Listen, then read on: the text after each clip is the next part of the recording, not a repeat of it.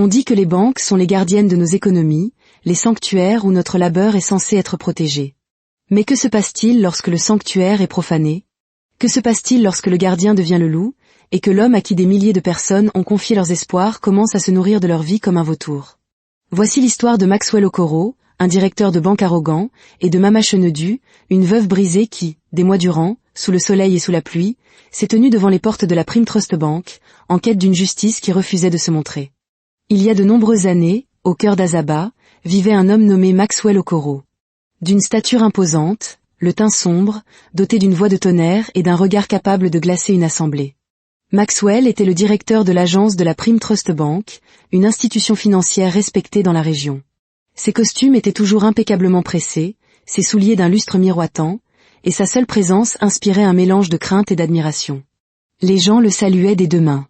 Les femmes le regardaient avec convoitise. Les hommes s'écartaient sur son passage. Aux yeux du monde, Maxwell était un homme accompli.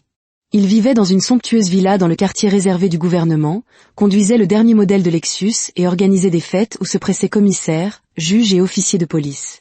Mais derrière les apparences policées et le langage châtié se cachait un homme dont les mains plongeaient profondément dans les poches des autres. Maxwell était de ces hommes qui utilisent leur stylo comme un poignard. Assis dans son bureau, il pouvait, en quelques traits, anéantir des vies. Ses relations s'étendaient partout. Le commissaire du poste de police le plus proche était son partenaire de golf. Un juge de la haute cour lui était redevable. Même les politiciens influents qui avaient leur compte dans son agence lui assuraient une immunité totale. Personne ne le remettait en question. Personne n'osait. Ce qui rendait Maxwell véritablement dangereux, ce n'était pas seulement son pouvoir. C'était sa capacité à vous sourire en retirant le pain de la bouche de vos enfants. Il avait un talent particulier pour cibler les plus faibles, les sans-voix, retraités, veuves, orphelins. Quand d'anciens fonctionnaires venaient percevoir leur indemnité de départ, Maxwell leur affirmait que les fonds n'avaient pas été versés. En réalité, il les avait déjà transférés sur ses comptes personnels. Quand des familles se présentaient avec des certificats de décès pour accéder aux comptes de leurs proches disparus, il les noyait sous une montagne de paperasse et de jargon technique, les usant par des délais interminables jusqu'à ce qu'ils abandonnent. Puis, sans la moindre honte, il souriait en détournant l'argent, voyant le solde de son compte enflé, symbole obscène de sa cupidité. Cet homme, ce lion en costume, avait mangé dans de nombreuses assiettes qui n'étaient pas les siennes, et pendant des années, il s'en était tiré. Jusqu'au jour où une vieille femme entra dans sa banque. Elle était vêtue d'un pagne délavé, une blouse autrefois blanche désormais couleur de poussière, et des sandales si usées qu'elle semblait marcher pieds nus. Ses yeux étaient lasses, mais une flamme y brûlait encore. Elle s'appelait Mama Chenedu. Mama Chenedu était une institutrice à la retraite. Elle avait consacré sa vie aux enfants de sa communauté, élevant des générations d'élèves avec une craie dans une main et de l'amour dans l'autre. La vie n'avait pas été facile, mais elle s'en sortait. Son fils, Shindu, était sa fierté. C'était un mécanicien travailleur qui avait lutté pour posséder 2 ateliers et former plusieurs apprentis. Il avait épousé une femme douce avec qui il avait eu 3 merveilleux enfants. Shindu aimait profondément sa mère. Un soir, 3 mois avant la catastrophe, il les réunit, elle et sa femme, dans le salon. Il leur tendit une enveloppe brune remplie de documents. « Maman, ma chérie », commença-t-il d'une voix grave. « Prenez ces papiers et gardez-les précieusement. S'il m'arrive quelque chose, allez à ma banque et présentez-les. Cet argent est pour mes enfants. Je ne veux jamais qu'ils souffrent, même si je ne suis plus là. » Sa femme lui serra le bras aussitôt. « Shindu, pourquoi dis-tu cela? Tout va bien? Es-tu malade ?» Le cœur de Mama Chenedu se mit à battre plus vite. « Mon fils, de quoi parles-tu? Que se passe-t-il » Shindu esquissa un faible sourire et secoua la tête. « Il n'y a rien. Je prévois juste l'avenir. C'est le devoir d'un père. » Ils ignoraient que le destin, lui aussi, avait d'autres plans. 3 mois plus tard, un dimanche pluvieux, Shindu et sa femme revenaient d'un mariage. Ils ne rentrèrent jamais. L'accident les tua sur le coup. La voiture fit 3 tonneaux avant de s'écraser dans un fossé. Lorsque les secours arrivèrent, il était trop tard. Le monde de Mama Chenedu s'effondra. Son fils unique, son soutien, son réconfort, avait disparu. Mais tout en le pleurant, elle regardait les visages de ses petits-enfants et se forçait à être forte. 9 mois après la mort de son fils, après avoir vendu tous ses pagnes pour acheter les médicaments du plus jeune, après avoir retiré les enfants de l'école faute de pouvoir payer les frais, après avoir mendié auprès des voisins et accepté des petits boulots pour les nourrir, elle avait atteint ses limites. Cette nuit-là, allongée dans l'obscurité, les larmes coulant en silence sur ses joues, la poitrine brûlante de chagrin et de faim, quelque chose la frappa. Elle bondit de son lit, ouvrit sa malle en métal, fouilla parmi de vieux tissus et certificats, et la trouva enfin, l'enveloppe brune.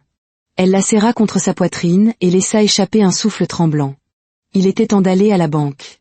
Temps de sauver ce qui restait de sa famille. Le lendemain matin, elle réveilla les enfants avec un sourire. « Je vais à la banque. Si tout se passe bien, nous mangerons du poulet ce soir. » Ils applaudirent. Pour la première fois depuis des mois, l'espoir renaissait. « Grand-mère, achète-moi une glace » cria le petit Huche en la saluant de la main. Elle sourit et acquiesça. Mais ce qui l'attendait à la Prime Trust Bank n'était pas l'espoir. C'était l'enfer. Les portes de la banque se dressaient, hautes et polies. L'air à l'intérieur était froid, les murs immaculés, et une odeur de parfum d'ambiance onéreux emplissait le hall.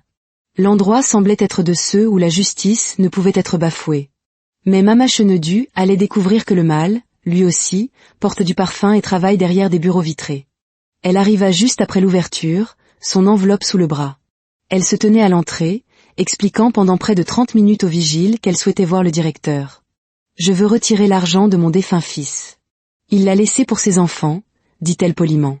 Le vigile la toisa lentement, de la tête aux pieds, avec un mépris non dissimulé. « Madame, que voulez-vous exactement ici ?»« Je veux voir le directeur, » répéta-t-elle, essayant de paraître ferme. « Le patron ? Madame, allez vous reposer. Cet endroit n'est pas pour les mendiants. » « Je ne suis pas une mendiante, » dit-elle, la voix tremblante. « Mon fils a laissé de l'argent ici. » L'homme laissa échapper un sifflement méprisant et se détourna pour ouvrir la porte à un homme en costume de marque. Mama Chenadu resta sous le soleil pendant plus d'1 heure. Alors qu'elle était sur le point de partir, une femme élégante s'arrêta et la regarda avec inquiétude. « Maman, tout va bien ? Je suis ici depuis ce matin. Je veux juste voir le directeur, » répondit Mama Chenadu, la voix brisée. La femme se tourna vers le vigile et cria « Excusez-moi, est-ce ainsi que vous traitez vos clients ? Je vais vous signaler à vos supérieurs. » L'homme, effrayé, déverrouilla aussitôt la porte. La femme prit le bras de Mama Chenadu et la conduisit à l'intérieur. « Emmenez-la au bureau du directeur. » tonna-t-elle en attrapant un employé par le col. Quelques instants plus tard, Mama Chenadu fut introduite dans un bureau climatisé, au mobilier sombre et à la forte odeur de parfum masculin. Derrière le bureau, un homme en costume bleu parcourait son ordinateur. Il leva les yeux et plissa le regard en la voyant. « Oui, que puis-je pour vous ?» dit-il avec un sourire fin. « Bonjour, monsieur. Mon fils est décédé. Il a laissé de l'argent dans cette banque pour ses enfants. Voici les documents. » Elle lui tendit l'enveloppe d'une main tremblante. Maxwell Okoro saisit les papiers et tapa les informations du compte. Ses yeux s'écarquillèrent une fraction de seconde en voyant le solde, 30 450 000 Naira. Il cligna des yeux. C'était plus qu'assez pour acheter le 4x4 qu'il convoitait. Ses doigts tremblèrent légèrement, non de choc, mais de cupidité. En quelques secondes, son esprit malveillant se mit en marche. Il cliqua silencieusement sur quelques boutons, transféra l'intégralité des fonds vers l'un de ses comptes secrets, ne laissant que 5 000 Naira. Puis il se tourna vers elle, le visage aussi calme que jamais. « Madame, j'ai vérifié. Il n'y a que 5 000 Naira sur ce compte. » Elle se figea. « Que voulez-vous dire ? Il n'y a rien de substantiel. C'est le solde. »« Monsieur, je sais combien il y a. Mon fils m'a montré le relevé avant de mourir. »« Madame, essayez-vous de m'apprendre mon métier ? C'est moi le directeur, pas vous. S'il vous plaît, monsieur, mes petits-enfants sont à la maison. L'un d'eux a besoin de médicaments quotidiens pour son diabète. J'ai dû emprunter pour venir jusqu'ici. J'ai dit qu'il n'y a pas d'argent. » Aboya Maxwell se levanta.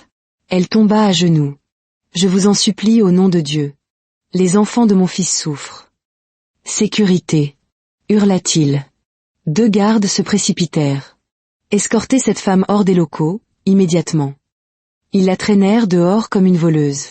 Elle perdit son enveloppe, les papiers se dispersant sur le sol. Les clients regardaient, certains chuchotant, d'autres secouant la tête, mais personne n'intervint. Elle atterrit sur le trottoir avec un bruit sourd, humiliée, le cœur brisé. Elle avait promis du poulet à ses petits-enfants. À présent, elle n'avait même pas de quoi rentrer chez elle. Cette nuit-là, Mama Chenedue ne put dormir. Chaque fois qu'elle fermait les yeux, elle revoyait le visage de Maxwell Okoro, lui mentant effrontément, volant ses petits-enfants comme si leur vie n'avait aucune valeur. Vers 1 heure du matin, elle se leva, attrapa le téléphone de Shindu, la seule chose qui lui restait de lui. Elle l'alluma et parcourut ses messages et son application bancaire. Ses mains tremblaient en cliquant sur l'historique des transactions.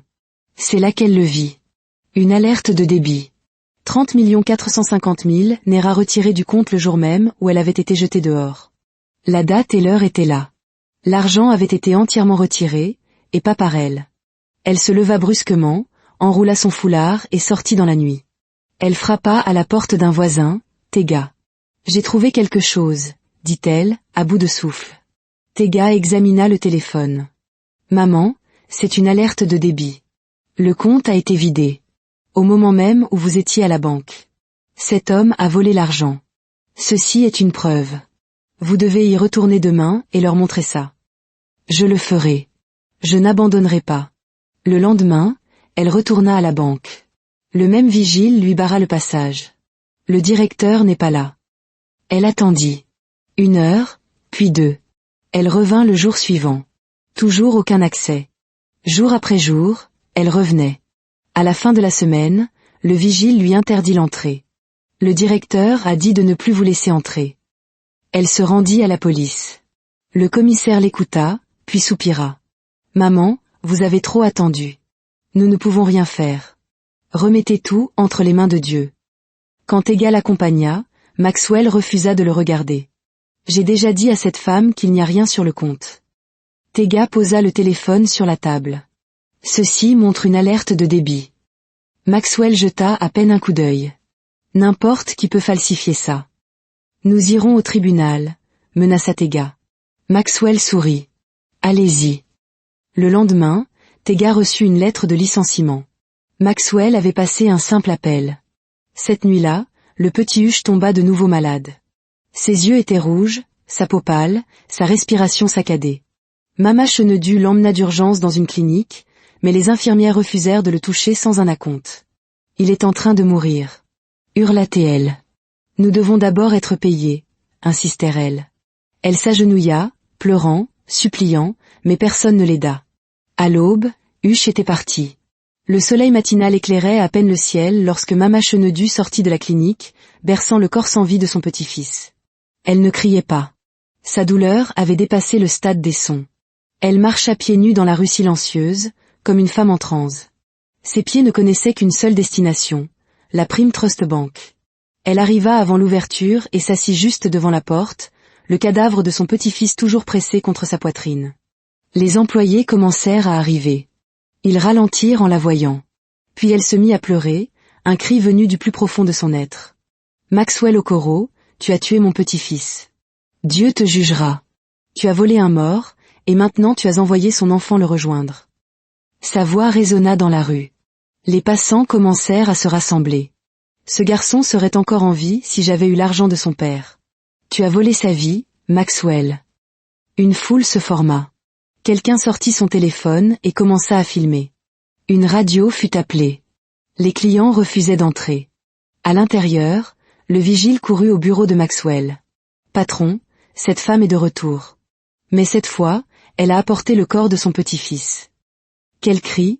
dit Maxwell en sirotant son café. « Appelez la police pour la faire partir. » 10 minutes plus tard, un fourgon de police arriva. 4 officiers armés traînèrent Mama Chenedue comme une criminelle. L'un d'eux souleva le corps d'Huche comme un sac de riz. La foule protesta, mais la police les ignora. Ils la jetèrent, elle et le cadavre, dans le fourgon et partirent. Cette nuit-là, avec l'aide de Tega, Mama Chenedue enterra Huche dans un coin de leur jardin. Pas de cercueil, pas de linceul blanc, juste une fosse creusée, un drap de lit usé et une bêche cassée. Après, elle s'assit dans le salon, le regard vide. La douleur dans sa poitrine était une pierre. Le lendemain matin, elle portait son pagne le plus en lambeaux. Elle ne se coiffa pas. Elle se tint de nouveau devant la Prime Trust Bank. Mais cette fois, elle ne cria pas. Elle ne parla pas. Elle se contenta de fixer le bâtiment. Elle est devenue folle, chuchota quelqu'un. Oui, peut-être. Folle de chagrin, folle de perte, folle de l'injustice qui avait englouti sa vie. Maxwell, l'entendant, dit, laissez-la. Tant qu'elle ne dérange pas nos clients, laissez-la là. Et elle resta. Le jour suivant, elle revint. Et le suivant. La pluie la battait. Le soleil la brûlait. Elle ne bougeait pas. Ses yeux restaient fixés sur les fenêtres vitrées à l'étage. Un mois passa, puis 2, puis 3. 90 jours à se tenir debout. Le personnel de la banque s'était habitué à elle. Elle était devenue la femme de la grille, un repère silencieux. Mais les cieux, eux, observaient. Pendant ce temps, Maxwell avait acheté son nouveau Lexus avec une partie de l'argent volé. Mais un mois plus tard, des choses étranges commencèrent à se produire. Son fils aîné tomba malade, puis sa fille, puis sa femme. Les médecins étaient perplexes. Leurs systèmes immunitaires sont soudainement très faibles. Maxwell dépensa des millions, mais les maladies revenaient sans cesse. Puis vinrent les accidents. Son Lexus flambant neuf fut impliqué dans 3 accidents en un mois. Freins défaillants, embardées inexplicables, pare-brise brisé. Inquiet, il se rendit chez un marabout, un vieil homme nommé Baba.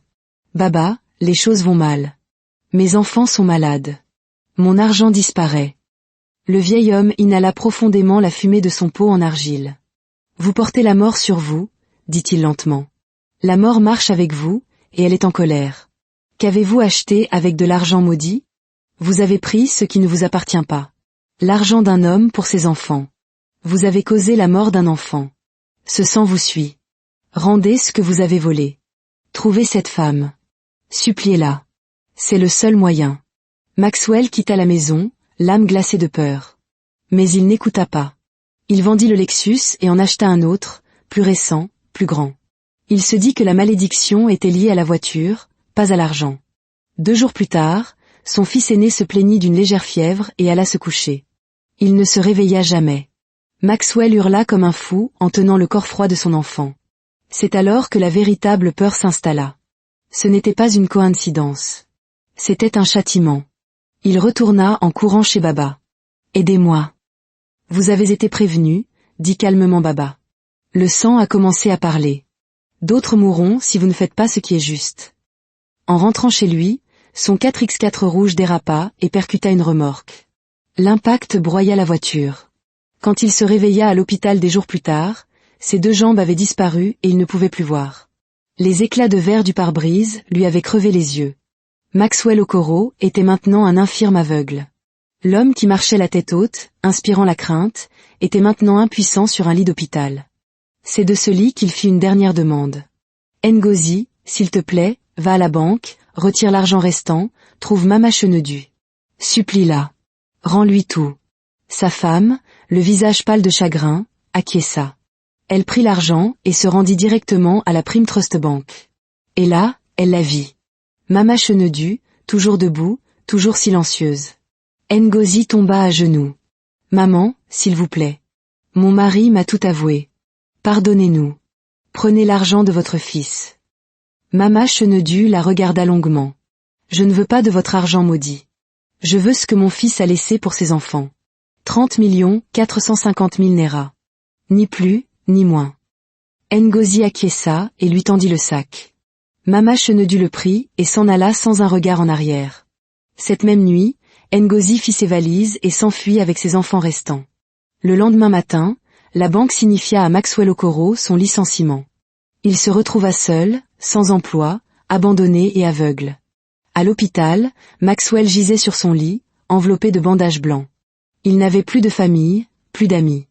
Les mêmes collègues qui buvaient son vin évitaient maintenant l'hôpital, craignant que la malédiction ne les suive. « S'il vous plaît » demanda-t-il un jour à une infirmière. « Y a-t-il quelqu'un pour moi? Ma femme? » « Non, monsieur. Personne n'est venu. » Il se détourna et pleura en silence. Pendant ce temps, dans un petit appartement, Mama Chenedu ouvrait l'enveloppe. Elle compta l'argent. La somme exacte. Elle regarda ses petits-enfants. Le souvenir de leur frère enterré dans le jardin pesait lourdement, mais il y avait autre chose dans la pièce maintenant. L'espoir. Dans les semaines qui suivirent, la famille déménagea dans un meilleur quartier. Les enfants furent inscrits dans une bonne école. La maison était de nouveau chaleureuse. Il y avait de la nourriture. Il y avait des rires. Mais chaque soir, avant de manger, il priait pour l'Amdush. Un dimanche matin, assise sur sa véranda, Mama Chenedue regarda le ciel. Elle ne souriait pas, mais elle était calme. « Je suis désolée que tu aies dû souffrir, Huche, murmura-t-elle. Mais nous allons survivre. Ton frère et ta sœur vivront. Et l'homme qui nous a fait ça, il a payé. » À l'hôpital, la vie de Maxwell empira. L'hôpital lui présenta une facture qu'il ne pouvait plus payer. Sa femme avait disparu avec le reste de l'argent. Sa maison fut saisie par la banque. Il murmura à une infirmière, « J'avais tout. Je signais le destin des gens avec un stylo. J'ai affamé des enfants. J'ai tué un garçon par ma cupidité. Et maintenant, je ne peux même plus voir le mur en face de moi. » À partir de ce jour, Maxwell cessa de parler. Il cessa de manger. Il gisait immobile, attendant dans le silence.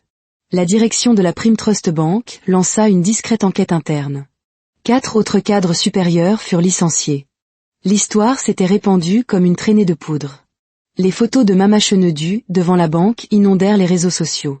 La vérité était sortie, et la justice, bien que lente, avait parlé. Mais Mama Chenedue ne donna jamais d'interview. Quand Ega lui posa la question, elle répondit simplement, « Que gagnerais-je à parler ? Mon fils est parti. Mon petit-fils est parti. L'histoire est terminée. » Et en vérité, certaines blessures ne cherchent pas l'attention. Elles veulent seulement la paix.